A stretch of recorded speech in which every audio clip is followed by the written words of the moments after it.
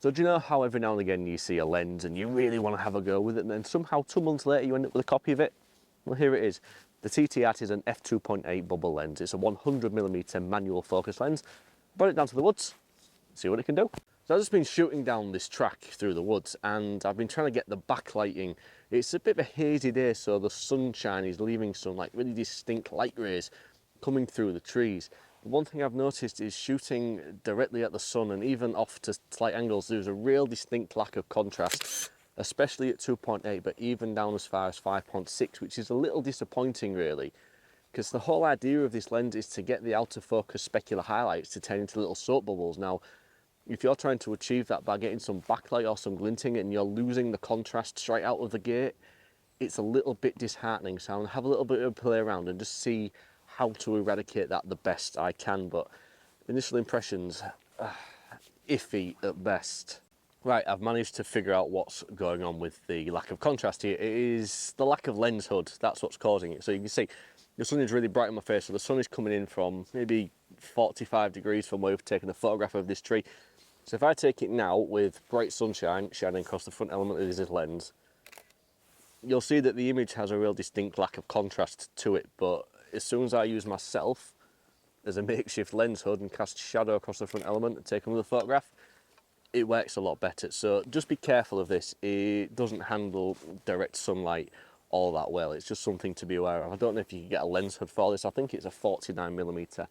Yeah, it's a 49mm thread on the front, so you may be able to get a lens hood for it, but just something to be aware of. It doesn't come with a lens hood straight out of the box, and it really could do with one.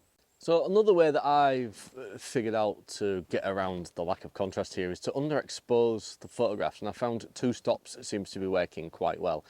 So this first photograph was exposed properly in camera, the histogram right down the middle, and you can see nothing, no contrast, f2.8 gone.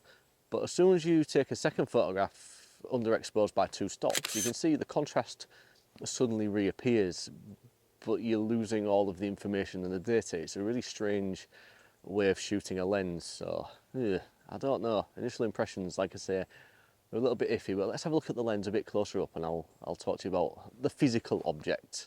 Right, so let me unscrew this lens from the camera. We'll talk about it a little bit, because it's a really odd shape and you can see it's definitely got its roots in vintage lenses. The focus ring is very reminiscent of an old Helios 44 that I used to have.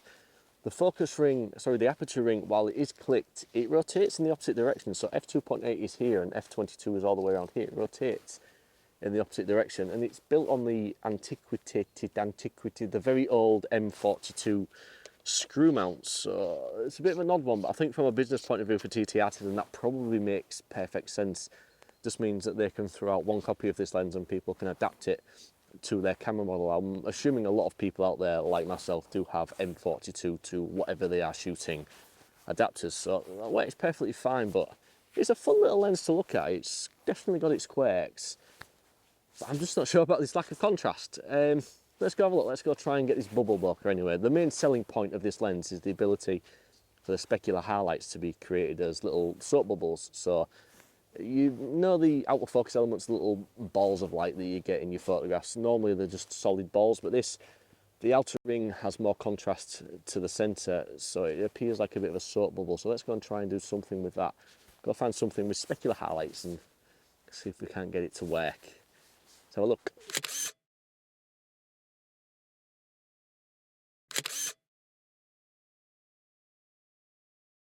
So I've been trying for the last 10-15 minutes to get this lens to do its party trick, which is the soap bubble effect, and I can't for the life of me get it to do it. And I think that, coupled with the lack of contrast and the fact this lens probably isn't all that sharp wide open, which is where you want to get the soap bubble effect, it's not a landscape lens. It's been a bit of a chore to shoot with. I've not really had an enjoyable experience with this lens today. But that being said, I think where it would shine is probably at night, where you have the natural contrast anyway. You have the highlights coming from the street lights, the car headlights, the shop windows. You can get reflections off of things at night a lot easier than you can during the daytime. I think that's where it would shine. If you're in a studio using fairy lights to backlight a subject, I think you could probably have better results than I've had today with this. But as a landscape lens, I'm just really not feeling it. I don't think it's a lens for me, unfortunately. But let me go home, I'll set some fairy lights up, I'll set a subject up, and I'll take some photographs and demonstrate to you what this lens is actually capable of, because there is something there with it. There is a character to it, to the photographs. It's just a bit of a chore to get them set up. And like I say, I think at night or in a studio setting is probably where you're gonna have more fun with this than I'm having today in the woods.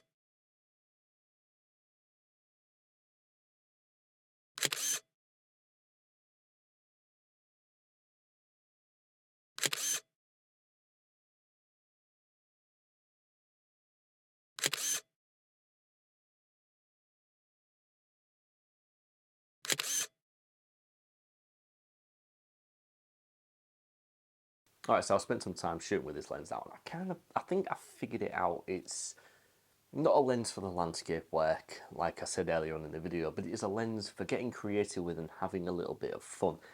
If you're able to stage photographs in a studio, this lens will work fantastically for that, and it also works really quite well at night. Now, I tried this on the Micro Four Third system, which puts us at 200mm focal length. When I was out shooting with Dave, I managed to get a couple of pictures of Dave using his Lumix camera and his TTArtisan 100mm f2.8 lens.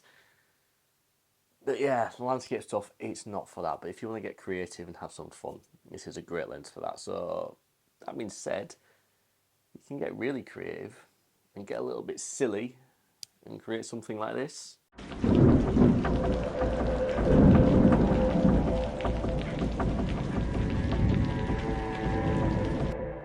So would I recommend this lens to anybody? Well, yes and no really. If you're having a bit of fun with it, if you're getting creative and using some lights and some studio work, or you're out at night and you really want that effect, by all means go for it. But for daytime landscape stuff, you're not going to want to use this lens.